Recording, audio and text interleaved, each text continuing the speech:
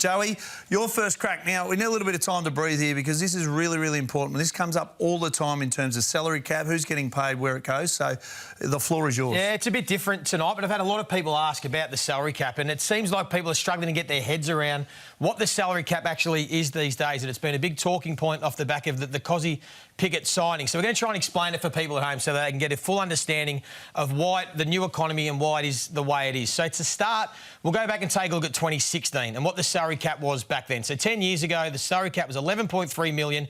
Average list size, 39 players, senior players on the list, and that was the breakdown. So they're on the public record. 6 players were earning over $1 million, 26 earning between that 700 and a million, and a lot of them were in that 900 to million bracket, and another 23 players earning over 600,000. So that's 53 players all up earning over 600,000.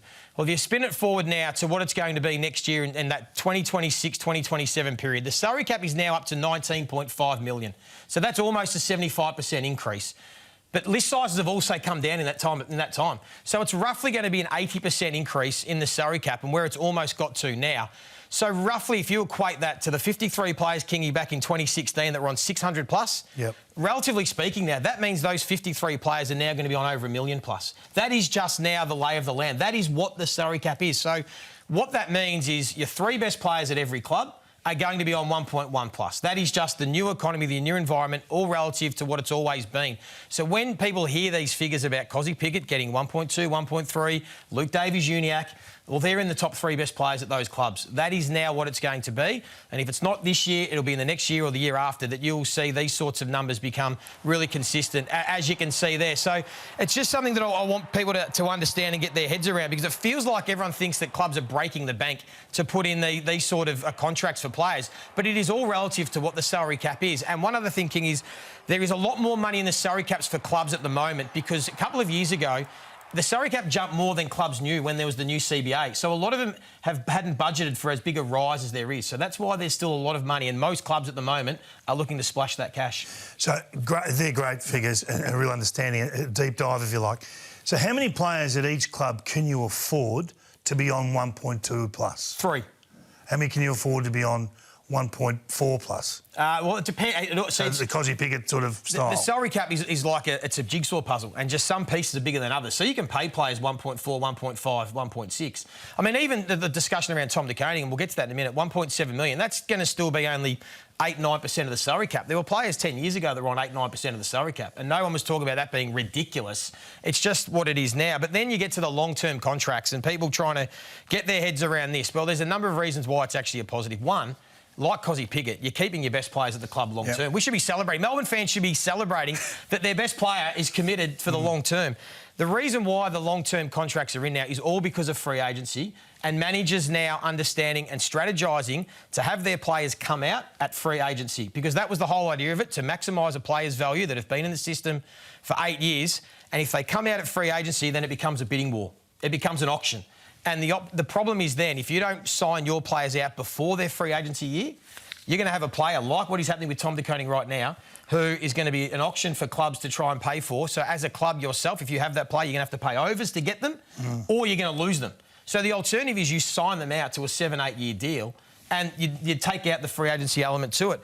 Long-term contracts allow clubs to shuffle money around, so you can bring it forward, you can move it back depending on your salary cap, but also, most importantly, it does give you leverage at trade period. If, for example, we use Cozzy Pickett again, wants to go home in 4 years, to have a player on a contracted for another 4 years, you're getting a lot more leverage back at trade period, like we saw with Shea Bolton and Daniel Rioli, than you are if you get a Bailey Smith. So there are a lot of positives. We're hearing a lot of the hysteria, a lot of the what ifs. So what if a player gets a career-ending injury, or what if a player gets concussion? Well, why don't we look at the what ifs of, you know, Richmond signing Tom Lynch to a $7 million deal over 7 years when they got him out of Gold Coast and helped them win 2 more flags? What if Brisbane didn't go and get Joe Danaher and take a gamble on him on big money when he'd played 13 games in 3 years at Essendon and helped them win a flag? Eric Hipwood's long-term contract in 2023 played a pivotal role. Even Bailey Smith now. Geelong took a gamble, 6 years on pretty big money for a guy that had knee reco, personal issues, and that's already unders. He's been at the club for 6 months and he's already getting unders. So there are a lot of positives of these long-term contracts, and I just think we need to sometimes shift the narrative around the hysteria and the naysayers that think clubs are being irresponsible or breaking the bank or doing all these things when it's not really the case. It is just the new normal, and we're being a bit slow to get our heads around it. And the only other question then is past the date of the TV rights. Yeah. Is the query that is on most people's tongues. So a lot of clubs, and not every club, everyone's different, but a lot of clubs will have either uptake if the salary cap goes up, your percentage goes up, or firstly, if the salary cap does go down, there will be a percentage where you come down with the salary, which has been the case for a long period of time. So there's not as much hysteria as there needs to be.